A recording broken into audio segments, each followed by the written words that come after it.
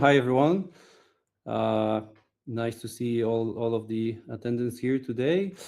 So today we're going to talk about claims, the most document-heavy or one of the most document-heavy judgment-intensive workflows in insurance. We are also going to talk about how AI actually moves the needle and helps improve that process in insurance and reinsurance. But first, let me introduce myself. My name is Tomasz. I'm head of delivery at Unit8. Today, I have with me also Younes, area director at Unit8, and Marius, insurance lead at Palantir. Between three of us, we're going to take you through some quite interesting materials and demos about claims processing in insurance. Speaking of that, let's quickly look at the agenda, so you know what to prepare yourself for, and you know what we'll be talking about. I'll do a very brief introduction of Unit8 and our partner Palantir. Then we'll move to some this high-level description of the problem of claims processing, how AI can impact and improve that process in insurance. I'm also going to quickly show a few case studies from the project portfolio that we've been doing at Unit8 on Palantir Foundry. Then we're going to have a Foundry live demo from Marius, where you're going to see some real action. So please stay tuned and wait for that part. Even better, wait until the end of the webinar, and then I'm going to hand over to Younes to sort of tell us a bit about the lessons from the ground from actually implementing those sort of projects up to production. So you can hear about things that we saw when working on those projects for real clients and on real data. Cool. Let's start with the introduction. So real briefly, myself and Younes, we represent Unit8. We are a data and AI service company originating from Switzerland, founded in 2017, around 180 people strong, with teams across Switzerland, Poland, Germany, Spain, and most recently US as well. Over those almost 9 years now, we've delivered quite a few projects in data and AI space for many clients, starting from insurance and reinsurance, which is obviously focused on this webinar, but we also work across different sectors, and actually quite a few of our projects we delivered together with Palantir or on Palantir software, Palantir Foundry. We also work with a couple of other technologies,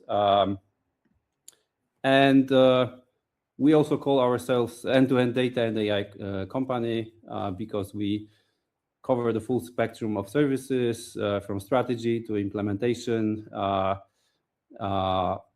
everything in order to provide real impact for our clients and make good use of data for our clients to have some tangible impact for the business. We also have Marius from Palantir today on the call. Palantir, the company behind many great tools. We mostly work with Palantir Foundry, which is their tool to operationalize AI in different industries. And yeah, Marius, thanks for joining us, and we are sort of grateful for the great collaboration we had with Palantir over, again, almost 9 years now. Cool. So I think that's it for the intro. We're 5 minutes in, and let me start to introduce the topic of today's webinar a bit. So first of all, let's look quickly at a few high value pockets in insurance value chain. So first, the claims handling. This is the main topic of our webinar today. Like I said, quite manual, labor-intensive process, which really sits at the core of what all of the insurance companies do. And again, this is going to be main topic of the webinar today. From our experience, we also see a lot of value to be unlocked with AI in underwriting, asset management, and also other areas. But like I said, today we focus on claims handling. So let's start with a few big numbers or important numbers, so just to set a bit of a context for this discussion and why we are even talking about claims and why we think this is an important subject. So first number, a big number, 170 billion. This is coming from a report from Accenture. So this is a assessment of global insurance premiums at risk due to a client dissatisfaction. So it's basically number describing a potential loss of insurance companies because clients are dissatisfied with the speed and quality of handling claims. So this sort of gives you a bit of a baseline of why this topic is important, why we talk about it now in the webinar, and it's also what we hear from our clients. Second number is 44%. This is obviously a rough estimate. This varies based on different studies, but this is a percentage of insurance organizations that call themselves advanced in adopting of AI. And another number is just one impact number from one of the projects that we're doing. So this is how much faster you can go if you automate claims processing with AI in one sort of specific area of reviewing claims portfolios for one of our clients. And now let me drill a bit into the claims process by stage and introduce a couple of more numbers to, again, give us some context about what is the value to be unlocked with AI in the claims processing end-to-end. So if you look at claims processing in general, you usually start with ingestion. So this is when the first notice of loss sort of arrives at the insurance company, and this process can take from minutes if it's automated, sometimes hours if it's a handwritten document with missing bits and pieces of information that has to be reviewed by a person, and missing information has to be filled in. High sort of intensive in terms of team sizes, and still largely manual. Due to according to some studies, only 35% of claims can be sort of automatically ingested. So already quite a big potential for automation. The second the important step is judgment. So this is where you sort of assess if the claims is covered by insurance policy.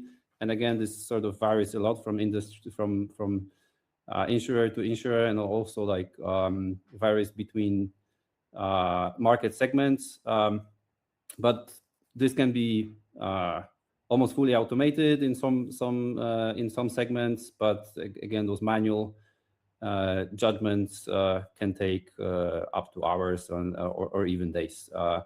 And this manual portion is definitely very high labor intensive.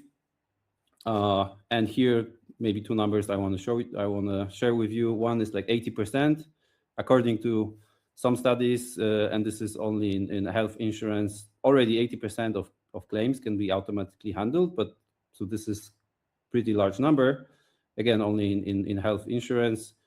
But the rest 20% is really where the bulk of the work is, and it's super manual and labor intensive job. And we have clients that have thousands of people focusing on just this part. So again, big pocket of value to be unlocked with AI. Next one is stage 3. This is review and fraud prevention. So this is the taking the first decision through some additional checks and confirmations. And again, this can take up to days, can take some considerable portion of time of senior specialists. And again, the level of automation is for the industry not at the very high percentage. And last part, payment and closure. So this is everything that you need to do sort of after you assess if the claim is covered or not. And again, if you include everything up to like actually delivering the payment back to the insured person, again, this can take days. And in some portions, it's quite labor intensive. Again, one number, 55% of those payment and close steps are automated. So still quite big potential for automation. So overall, this slide sort of shows us, and I guess a lot of the audience with us today probably already know this. It shows us how big of a potential for automation and AI exists in this claims processing life cycle. And now let me move quickly into some of the pain points and AI opportunities in this process that I've introduced. Again, coming from ingestion, where there's a lot of manual paper handling. Some of those claims come in already structured form. A lot of them come in form of scans and PDFs. So there's quite a bit of potential for intelligent document processing, automated data extraction, automated completeness checks. Then on the judgment side, this is the part where you again need to take a claim and sort of check if it's covered with an insurance policy. Of course, very oversimplifying the process, and this is where we actually do quite a bit of projects ourselves, and this is where you can start automating the process of checking if claim is covered by insurance policy, and this is where a lot of companies are innovating or planning to innovate. Then the review and fraud detection, again with a few opportunities here, and payment and close, where the focus is on straight-through payment processing, sort of auto-closing transactions, and reducing the time it takes to close the claims. And with that, let me just quickly walk you through 2 case studies of projects that we've done within Unit8. One is the automatic claims coverage checker. This is a project that we've done for a purpose of bulk retrospective claims coverage checking, to sort of look at large portions of claims and validating if the past decisions were done correctly, to help improve in this claims handling processing in the future. And after implementing this project, already after sort of first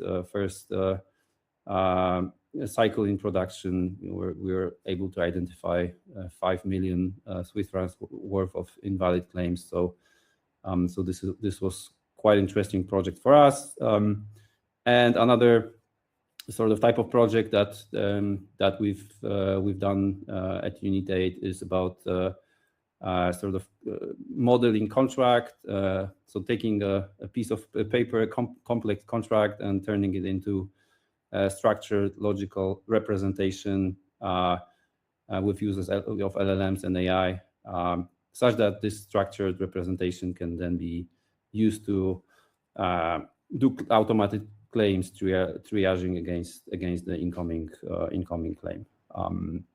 And with that, and I think I'm right on time, let me hand over to Marius to now show us some real action and some demos on Foundry. Marius, ready to take over? Nice. Thank you so much. Cool. Hi, everybody. Let me bring up my screen share. Perfect. So before we jump into Palantir Foundry and we look at demo application, let me talk you through how what Tomek has illustrated can be achieved with Foundry and AIP, the two flagship Palantir products. So let me start with the foundation, because the foundation is where most enterprise AI gets stuck. I mean, you might have heard about this McKinsey study that 80 to 90% of POCs never make it to an MVP or even a productive stage. And we feel like there are three core things that make a difference in the context of claim, and you can see them outlined here at the bottom of the slide. So first, it is the need to build up what we call an ontology. And that's, just our way of saying that we model the business in your very own language. So instead of different systems having different representations of what a claim is, you want to have one claim. You want to have one policy and one customer, like golden entities. And then once you modeled them, every workflow, every business application, every pain point we're solving by building a solution and building tech and give it into your hands as a claims manager or as an underwriter on the other side, right? They would reuse this definition. It eliminates the need to translate between different systems. You don't need to redefine what a claim is for every new project you're doing. The second one is data integration. So Foundry, the Palantir product, sits on top of the claim systems, on top of the policy admin system and the CRM and whatever system you might use. It can read from them and it can write to them. So there is no rip and replace where you need to go back on already made investments, and you do not need to replace things that already work well. It's about addressing the nuance and differentiating yourself by doing better what you can do best. And then third, in the context of claim, in particular important, it's auditability. Natively, every action, whether it's a human decision or whether it's a model decision, it will be logged. And there will be lineage back to the data that created or led to that decision. So for the regulated workflows, it's not just a nice to have, it's of course mandatory to have this. And the only way you can put AI into productive environments. So this layer, basically enabled by building out the Foundry ontology, is what turns this statement that you or hear from many organizations, we have all the data, right, into we have an operational picture that AI can now actually act on by us building business applications integrating AI. And I want to show you one example of this. So now we move into Palantir Foundry and AIP. And we will come after the approximately 10-ish minutes for the demo. We will come back to another 2 slides. Here, what you can see is an example front end of a business application. So it's trying to address a pain point of a claims manager. In this case, it's an adjudication application, and it's trying to augment the decision-making process, deciding whether a claim should be covered or not. And in this example, which is notional and heavily simplified, it's just to get the point across. It's not, going to the deep, full complexity that the real business requires. It's in the context of a private liability insurance. So before we walk through what it does, I want to take one step back and again show you how it's powered. So here, what I just said about building the data foundation and building the semantic model, the ontology, you can see the data lineage powering this business application. So it's coming, it's it's the policy admin data fueling through the pipelines, right? It's actuarial assumptions, it's the claim systems, and then ultimately this gets transformed into the core ontology. And for our application we look at today, what might be most important is the claim, right? A policy that we check against, maybe a claim activity, a broker sending us maybe a claim on behalf of a client.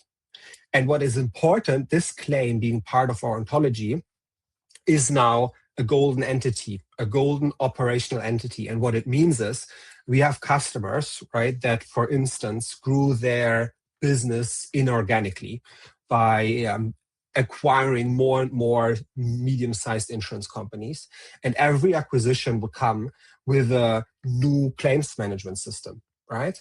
So this is already abstracting all the complexity away, right? It's basically the harmonized data model of your claim that you can base business applications on. And you can imagine that as you try to build agentic solutions, like the example we zoom into, and you scale them from one line of business to another or from one region to another, right? This is what makes it possible. So on top of this, you will base the applications. And now coming back to the example of the claims engine, what you see here is what Tomek illustrated as well. The ingestion happened in the pipeline. And now we see 9 notional claims here that are already in the harmonized data model and that our application needs to adjudicate. And you will see that it is, of course, escalating to us in the process to enable human and AI pairing. The value proposition is that we want to take the volume work, like the manual and repetitive data entry, but also basically checking a large corpus of adjudication rules away, right? And have AI support with this and escalate to humans when judgment is really required and when expertise is really required. So in this case, let's kick off those 9 claims. And of course, this view is just to illustrate and tell the narrative of the demo and explain how it works. In the real world, with the customers that have this live, right, this would run in the background, and only the final screen that I'm going to show you, where we actually make the decisions and pair with the AI, would be what a human looks at. So here you can see in this example, there is a linear simplified workflow shaped, and from every step, like claims ingested to claims prepared, an AI agent is created per claim, working to progress the claim from one step to another. And this is an example. In the real world, what you see is, we move slowly away from linear workflows, and you have a higher concurrency, many steps happening at the same time. It might be a tree structure, or in a fully agentic setup, it might actually be an unscoped web of dependencies. But it's in the background, more or less the same logic that runs and that is required to set it up. So this tells the story in a more streamlined way. And what is important in this check and progress step, we are doing 2 things. There is a coverage check agent, basically checking the content of the claim against a set of rules. And there is an evidence evaluation agent checking the claim against evidence attached. So every claim had a report where it said what actually happened. And some claims also have maybe a picture attached. You will see in a second. And you can see as they progress to the right here. We'll wait until all of them are finished, and then we'll move to the actual end user screen, in this case, screen for a claims manager, to inspect results and act on the claim and the need to adjudicate. So let's move there. Now that in this case, right, 4 types of agents finished their work of ingesting, extracting the data dots from the raw documents, feeding them through the evaluation logic and the evidence investigation to come up with a preliminary result. And you can see that, let's take this example. For instance, the coffee spilled over a phone. A claim was filed for $800. You can see, the initial report from the insured attached here saying that I, Tom Thomas, at my workplace, attending a meeting, there was coffee spilled over my personal mobile phone whatsoever. But you can also see that, this claim had an evidence photo attached of the phone, probably because liquid was spilled over it, being placed in a bowl of rice to dry it. And the AI agents for the coverage they are summarizing the situation here as follows. This claim is not covered because the damage, first of all, related from a job-related activity, and it also was not inflicted to a third party. And additionally, so it's the worst case that I selected here where everything fails, right? And additionally, the evidence photo provided is somehow, conflicting the written description for the claim. So something is really off here. And if we scroll down a bit, you can see what happened in more detail. So first of all, as the summary indicated, the damage to a third party failed. And it's because it is stated in here that it is actually Thomas's personal phone. It's not the phone of a third party.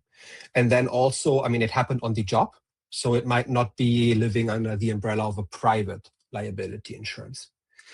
Lastly, for the evidence investigation, it says that the degree of the damage is not matching the description.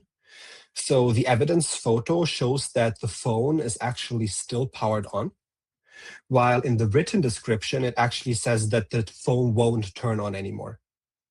So this might be something we want to go back to the insured with and clarify. Maybe, it was, written at a different point in time than the picture was taken, and we can clarify all of this. Or, we are at this point confident enough to say AI highlighted to us what matters to make the decision that this claim is not covered under the policy, and we block the payout. This would then, go back into our claim system. It would manipulate the system's database and trigger the next steps. For instance, triggering the technical accounting. Another example I want to highlight is, for instance, this scratched car body, where, there is a bit of a description what happened, there is the policy, and then there is a picture where you can see the car was scratched. And here AI actually says everything looks good. So you might wanna now that everything is confirmed and there is no major discrepancy and you've validated it, initiate the payout process, triggering an action by the technical accounting team. And this one is a good example because I don't want to spoiler it yet, but if you look at this, I think the AI is actually wrong. So I think this looks like it is clearly intentional, and it might be vandalism, and it might not be covered by the policy. So what happens as we have those applications live, right? More nuanced, and addressing the proper and full complexity of different companies operating differently. But we have, this type of application live at multiple insurance companies. How it now works is that the human AI pairing, it will surface feedback. So I might, as a claims manager, say, this one was actually wrong. The AI needs to improve here, and I might basically change the result and provide reasoning on why this should have been failed. And in the background, this builds up a pool of feedback that then either you can have funnel a learning loop of the AI and have the solution improve over time, get more accurate and more helpful for you, or you have a development team cluster the feedback and implement it in new releases of the applications, which is a more risk-averse approach and what we see in practice being the dominant way of working for now. And I want to show you an example of how this can work because, it's not trivial how to do this properly. So in AIP and in Foundry, the agents, and we are looking at the evidence investigation agent here as an example, they're implemented in this no to low code agent builder tool called AIP Logic, where you can, with a click of a button, basically chain different instructions, you can access the data represented in the ontology, you can access the actions, right? I mean, pushing some data to a system of record or reading data from an external API, maybe, you know, some risk scores that you get from vendors, fraud scores, whatsoever. And here in this example, you see we collect basically the policy data, the photo, the written description, and ultimately we funnel the information into a large language model. In this case, because the demo here was built a while back, into like OpenAI's GPT-4o model. But you can actually just change it, right? So the platform basically by default ships you all the OpenAI, all the Anthropic, all the Google, all the Mistral, all the Meta, and so on models. And as new models are released, they're just automatically getting added as soon as they become available. So now that I have, as a developer, right, I mean, I have collected this feedback that maybe the scratched car body, it should be vandalism. I can just preview, I mean, how AI came to this wrong decision, because the claims manager thinks this should have been a discrepancy because it is vandalism. It should not have succeeded. So I can just preview what the AI did, and I get the full chain of thought, and I can expand it, and I can go through it, and I can try and understand where did it go wrong. And then I might go here, right? And I might basically improve the prompt. Maybe I need to pull in some additional data or do whatsoever. And then I push the fix and release it to the business application.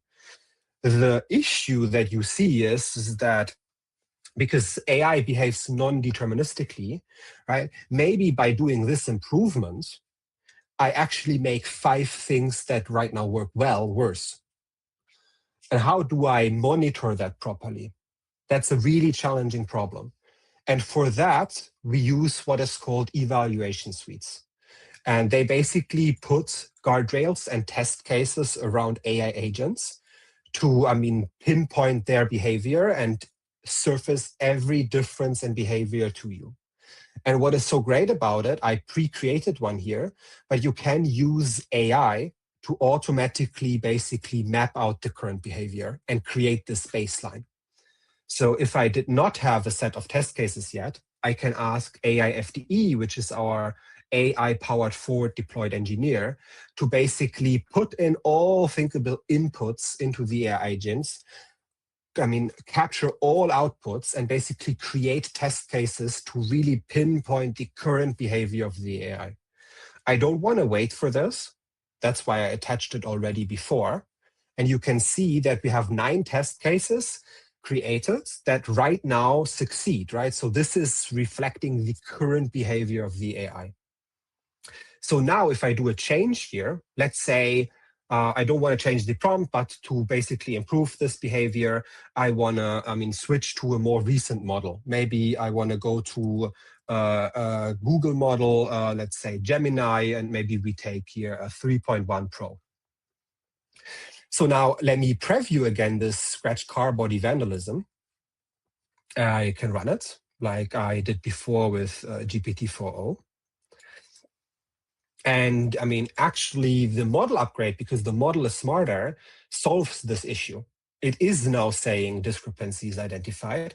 And it's also reasoning why. It's saying exactly like I, as the claims manager persona, suspected, the scratches shown in the evidence photo are long horizontal and contain loops, which is a characteristic of intentional vandalism, such as keying a car. Right? But now let's run it against all our test cases. So, I mean, with the click on the button, right, we now learned that it would solve our one particular issue. But what you will see by running it against the full set of test cases is that it will actually make 3, 4, 5 other things worse that are currently correct. And this beautifully will illustrate you the complexity of developing, I mean, with AI, and why it is tough to get the performance of AI up the proper thresholds. And on the other side, how, if you have the proper tooling, like these agent builders, evaluation suites, auditability, chain of thought, everything in one place, you can go about this in a very structured way.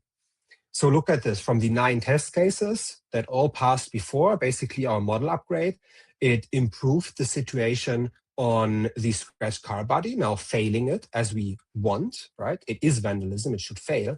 But I mean, all the others here, I mean, that fail show different behavior than before. And if that is not intentional, it is an issue.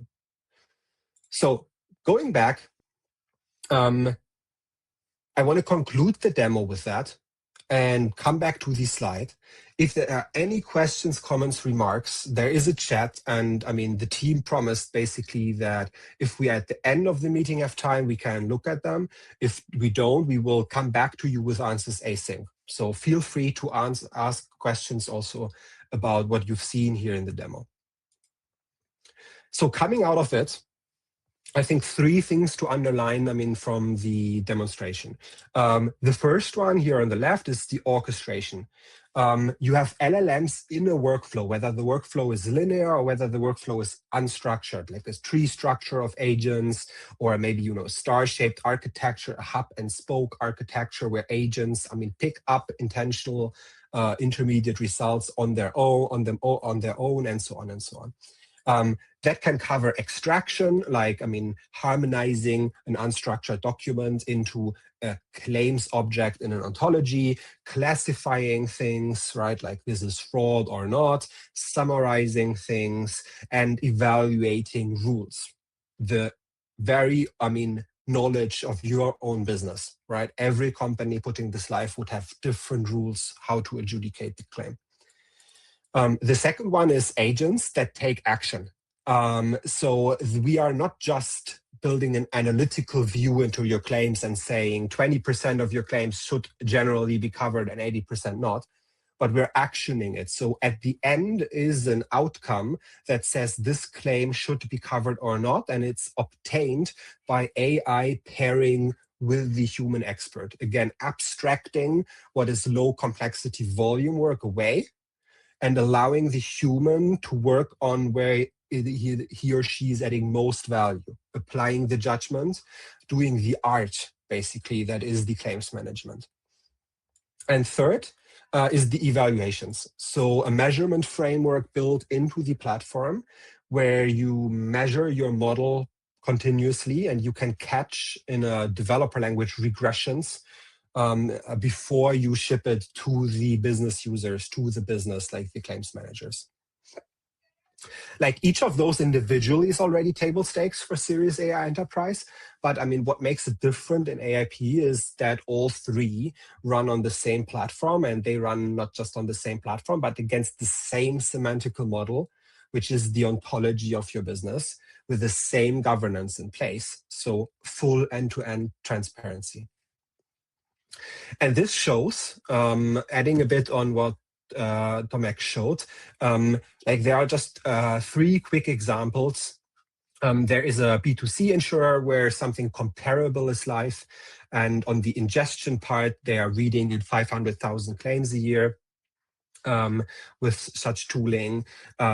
It's actually an interesting observation here in the middle tile, where some years ago it was fashionable to get the degree of shadow processing up as much as possible. And what it meant for most companies is, I mean, below a certain threshold, just pay out every claim because it would not be economical to adjudicate them. And what you see now in this example, for instance, is that with such tooling, those claims that you pay out anyway, right, that you currently shadow process, it makes sense to eliminate leakage in them by putting, I mean, AI agents that do adjudication. And in this explicit example, there were like 5 million of leakage discovered in a very first line of business. But since this impact study was formulated, like this, the coverage of the application expanded to way more lines of business.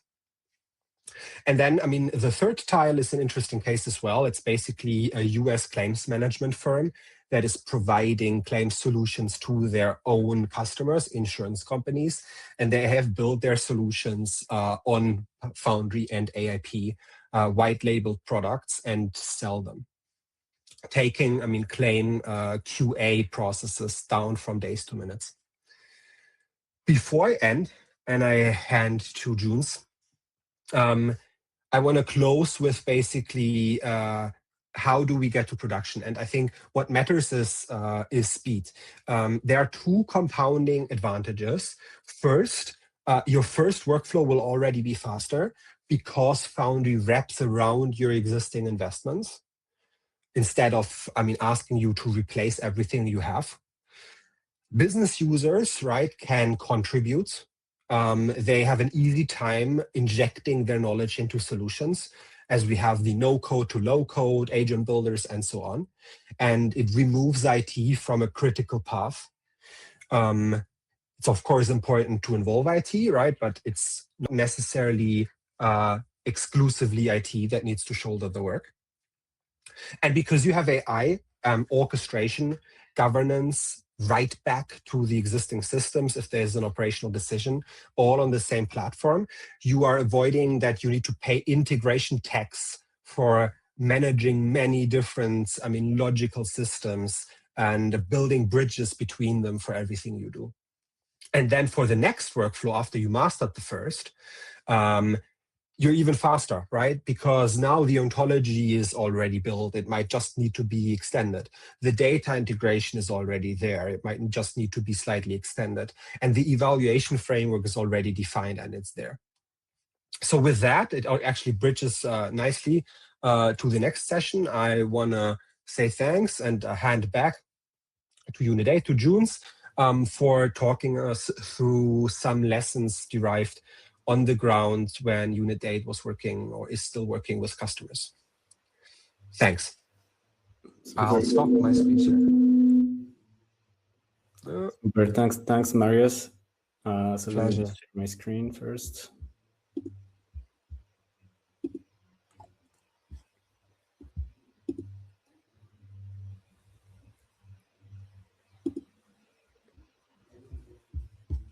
All right. So thanks, Marius. That was an impressive demo. So hopefully now, after that, you see that technology works and can do impressive things. So what I want to focus on right now is more some of the lessons we've seen from implementing claim processing projects in insurance or reinsurance. So if you were to start these initiatives today of improving your claim processing, so the first message I have for you is start with the process, not the model, or the AI, right? So claim processing is especially one of those processes where if you're just taking AI and giving it to a claim manager, maybe a chatbot, you're actually not changing much, right? So maybe some of the tasks will get a little bit faster, but at the end, you're still doing the same work the same way, right? So the value really only shows up if you're really willing to redesign the process, to really think how claims are prepared, reviewed, routed, escalated, and the demo maybe give you an idea of how that can be done. So you really unlock this time for claim managers so that they can spend their attention where it matters, right?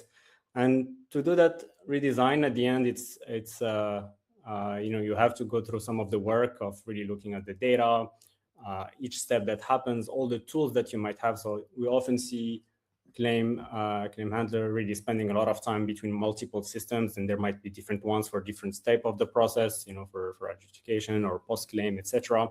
And each step is at the end extra friction. And then once you map actually all that, you actually can really redesign the whole end-to-end flow in a way that makes sense for your organization, for your data, for the systems that you have. So that's the first thing I want to say. Maybe start really redesigning the whole workflow end-to-end. And the second one that's related to it is how what does the AI do and what does the human do, right? And this is what Marius was calling AI pairing.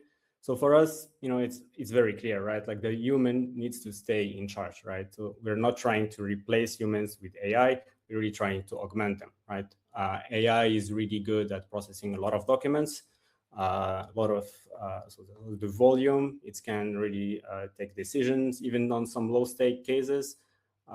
It can point to specific evidence so that it also speeds up claim manager work, like you've seen in the demo, actually. And if you do all that, then it frees really the human, the claim managers to really then bring the judgment, the nuance, and at the end own the decisions, because that's something that the AI cannot do, right? So really, I think once this is working, and I think some of the numbers that that Marius shows at the end, these are proof that this really works, and I've also already seen it where the AI really is able to spot things in claims that are too small for anybody to really like go through them, or also sometimes like details that are really buried in a contract that no human would have spotted, and sometimes just one of those claims can be worth millions. So if you can think of just catching a few of those, that's really like a lot of return on investment for this program. All right, so the next thing is or maybe just on that point also, it's also very important also how you communicate this to the rest of the organization in terms of the AI replacing humans. So I think it's very important to not mention that we're trying to do that automation, because I mean, it's not true, but also then it will help also people embrace that change, right? So the next point is related to feedback loop. I think Marius showed that, how you can do that in a tool. For me, one advice here is really make that feedback mandatory and not just like this is correct or not correct, but the reason why it's not correct. This information is really key for also the engineers to analyze, understand what's not working with the model and then improving it. And for the last point I want to say is that the first step you will do once you have redesigned the process is maybe build a POC, right? And back in just a few years ago, like the POCs were mostly focusing on proving that the AI can work and then proving the technical feasibility. I think there's no need to do that anymore. We know that this works. So if you're gonna do a POC, I think the focus should be really on validating some of the assumptions related to your process with real users, and this is something actually we've had quite a lot of success doing also with tools like Palantir Foundry, because it's very easy to get business people in the room, all the important people that we need, and then really build the first version in days, and then test it out with real data, and then learn a lot from that.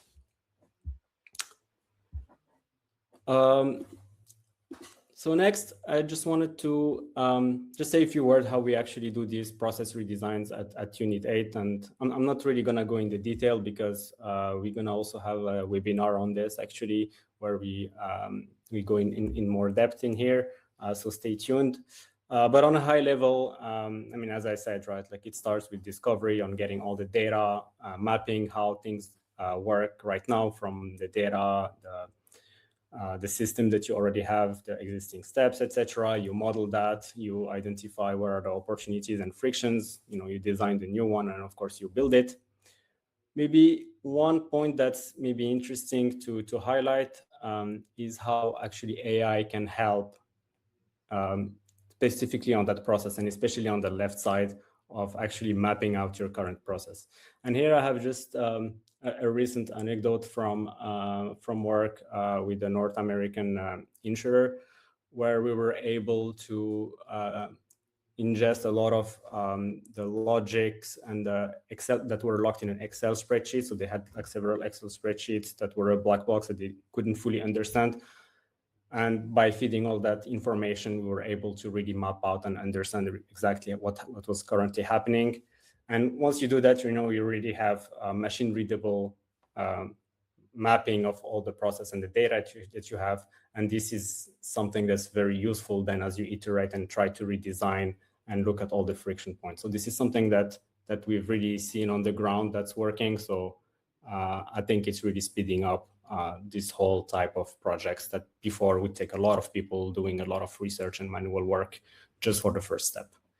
And I think it's not news to you that also, of course, AI help later then for building the prototype and at the end, industrialization of the use case.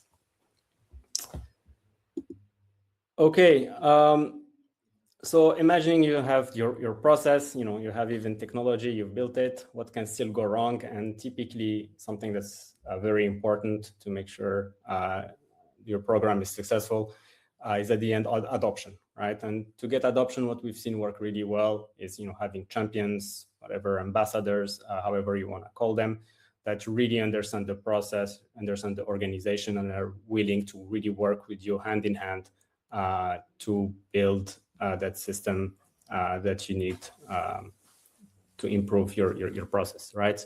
And this is something that, just maybe a few years back, it was quite hard to find those few people that were really like both experts and also very positive about technology and AI. Now there's a lot of people use, ChatGPT in their home, are actually quite excited by it. So this is really something to like take advantage of. So yeah, that's the first point. Start with champions that are willing to work with you.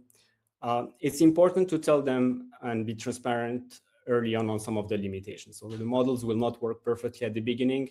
You might have a lot of false positives, and some of these things will take a lot of their time to go through them, etc. So you need them to be willing to go through that, to spend the time, and then help you with that. And so one thing that helps with that we've seen is, at the end, it's just good to iterate very quickly with them, show them how their feedback is actually being put in place. So they say, actually, we got the wrong decision here because the model doesn't understand some subtlety. And then, you can improve that. You can show them directly that how this now works. And this creates basically trust. They see that all that feedback is not going nowhere and it's being implemented, and it improves the collaboration. If you build the UI or UX, at the end, this will be not for engineers, this will be for them. So it's very important that you don't neglect that part. Foundry is actually a tool that allows building really good UIs quite quickly. So it's good that you build that directly in collaboration with them to make sure that at the end it solves their pain and it's easy to use. And then the last point is, if you're successful, maybe in your pilot, in your champion, and now you want to scale and go to maybe different regions, different geographies, you unfortunately have to redo this work from scratch because sometimes you don't notice that there are like differences in some of the assumptions, and if you scale too fast, maybe you lose and you're not able to get that adoption in some of these other markets. Last points, and this time maybe more from the engineering. When it comes to engineering, I think simpler is often better. So the majority of the work, in my experience, goes into the data, right? Building this ontology that you've seen and Mario showed you. This is where a lot of the work happens, getting all the data, cleaning it, joining it, harmonizing it, and then building that ontology that's going to be your golden source. This is something very important. And of course, no model or data cleaning will solve the fact that sometimes you need evidence to make a decision. And if you don't have it in the data, then you cannot invent it. So sometimes you also have to detect when the data is not available, when some pieces of information are missing, and actually work on getting that. The second part is around models. We often get asked, if I need a specialized model, if I need to do fine tunings and things like that. And our answer is, not really. I think the latest frontier models are getting better and better. They work quite well. And you should not invest in too much complexity there. Also, we've seen that just a few months or years back, we were doing a lot of like heavy prompt engineering and multiple steps with a lot of instructions to get the model to do what we want. Nowadays, this work out of the box, if we can say so. Like, my recommendation is to start simple, don't add too much complexity, then diagnose what's not working, hopefully through the feedback that you get from the claim managers, and then look at that, understand it, and then decide what to fix. Often it's even in the data, it's not even in the model. Sometimes it might be the model, but only at the last step. And the last point I have for you today, and hopefully you're still following, is prioritization, because there are often a lot of areas that you can start with, a lot of different types of contracts, of products, etc. And it's useful to start from like the easiest place where you have the data, you have all the expertise, or also the experts, where you're going to be successful, and then leave the like most complex cases where there are like a lot of rules or not enough data, etc. at the end, so you can already like start having some wins before you tackle the difficult things. All right, so I think these are all the points that I wanted to make.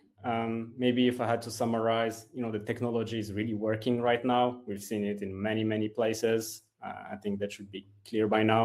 Now the question is really, how do you implement it in your specific organization with your specific data, your systems, etc. So hopefully these few points can help you get there. And maybe I'll pass the mic to Tomek to close. Yeah, thanks, Yunus. Thanks, Marius. So 3 things I want you to take away from this webinar. First, the opportunity is big, and AI can really help you with that opportunity. Number 2, good technology such as Palantir Foundry can really take you quite far in this journey and help you quite quickly get to tangible results and start reshaping your business. And number 3, considering partnering with an organization such as Unit8 if you wanna also benefit from the experiences of implementing such projects in real life in real production environments. So those 3 takeaways from myself to end this webinar, and I want to thank Marius and for preparing this amazing demo for us today, and Yunus for taking us through the lessons, and also last but not least everyone in the audience that attended this webinar. I hope you had fun. You learned something. If you have questions, you want to drill into some of those topics, of course, feel free to reach out to us. I don't think we'll have time now to go through the questions, but once again, if you want to follow up on any of those topics, we'll make sure that you know how to find us. And with that, let's close the webinar for today. And once again, thanks to everyone who joined, and have a great rest of the day. Thanks, everybody. Bye-bye.